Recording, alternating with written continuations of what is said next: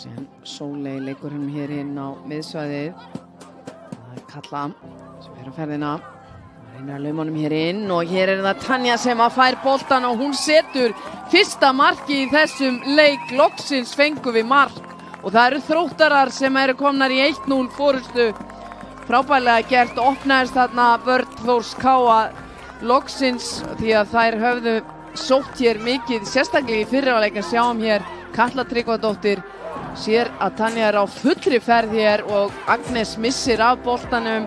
Jakobína nær ekki að vera á undan Tönju þarna og 1-0 forysta heima kvenna. Kimberly Dóra með í fínum skotfæri og þessi bolti liggur inni. Frábært skot hjá Kimberly Dóru, þarna jafna leikinn í 1-1. Loksins komu mörkin og þá komaði með stuttu millibili hérna. Frábærlega gert. Sandra María búin að draga sig þarna til vinstri. Er svona að hugsa það hvort hún eigi að senda hann hér út og þetta gerði Kimberly frábærlega og skotið frábært. Fer þarna aðeins á loka mínútum þessa leiks.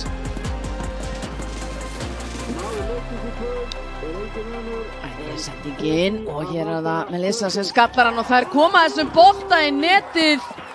Þróttarar sýndist að vera Freyja Karin sem var að koma Þrótti hér í 2-1 á loka mínútum leiksins.